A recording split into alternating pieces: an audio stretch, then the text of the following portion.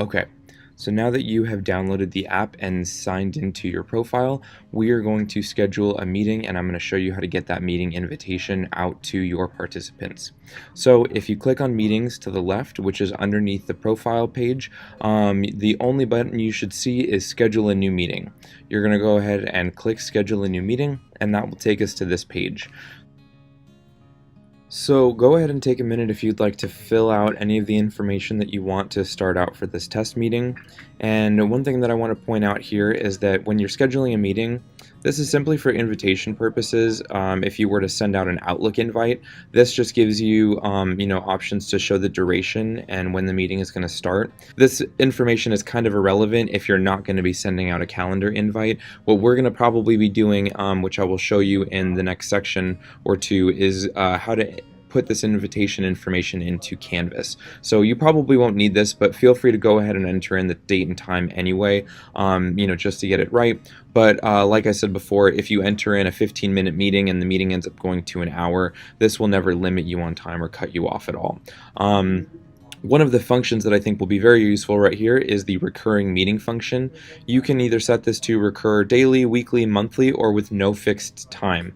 The weekly function I think is cool because most of you might want to just set up a weekly meeting, but you can also set up a weekly meeting by just setting it to no fixed time, and then that gives you the option to start this meeting again and again at the same meeting ID, so that will keep things less confusing for the students, and it'll be less work for you for having to set up multiple meetings.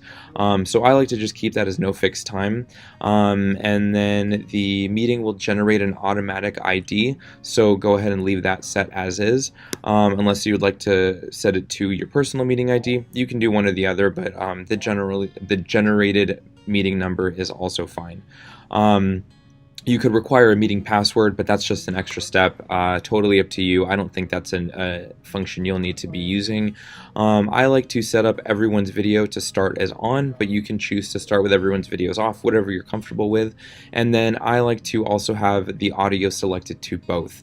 Zoom is great in this function because you can choose to join the meeting how most of everyone will probably be joining, through the computer, using a laptop or a desktop computer that may have a built-in microphone, or if you need to dial in using a cell phone or using a landline in case your computer happens to die, your equipment doesn't happen to work at the last minute, there's just a backup option where Zoom allows you to call in to the video meeting using a telephone, where you'll obviously just be able to hear the audio. But if you needed to dial in like an old school conference call as a backup option, selecting both gives you that option to do so, and I'll show you that in a future segment as we get into the functionality of the actual meeting. The last thing I want you to check out here is some of these features that are pretty self-explanatory. Enabling participants to join before the host is just sort of like what would happen if you walked into a conference room before the meeting started. Before you as the host start your session, this just allows any of the students who might want to get started a little early ahead of time to just be able to see each other and wave through each other's cameras and possibly chat if you don't select this box, which is mute participants upon entry. And again, this is something that you can do if you want to set up like a webinar type of video, which I will show you how to do specifically in a future segment as well. But a quick, thing on that is you could turn the participants' video off, have your video on, and turn the participants' mics off, so that when you start the session, your video will be on and you'll be the one who they'll be able to hear. And from there you can go about just lecturing as normal, or just setting this up if that's how you'd like to do it. But you may not need that, so if you don't need to, you don't have to worry about it. The waiting room is also a feature I'll show you how to use later on once we get into office hours, but this is pretty self-explanatory too. You will not want to use this if you're trying to have a class session and you have 30 to 70 students.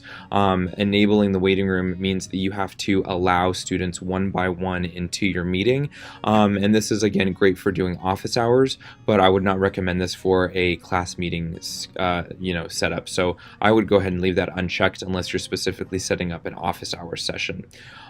These last couple you may or may not need. If you want to record the session, you can also choose to do this once you're in the meeting, but if you want to go ahead and set it up up ahead of time so that the recording starts as soon as you begin the meeting. It just removes one step from the beginning of the meeting if you want to just go ahead and click it to start now.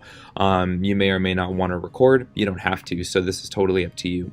The last thing down here is just a section to add alternate hosts. If you are going to be team teaching or want to have any guest speakers, you may want to add them as a guest host. But this isn't really necessary, so I'm not going to spend too much time on it. But to add a guest host, you just need to make sure that whoever that person is has an active Zoom account. Otherwise, it will not recognize their email. And also, this is going to be a great time to pause the video if you need to pause and go back and fill out some of this information. And then go ahead and click save, and we will start up again on this next screen.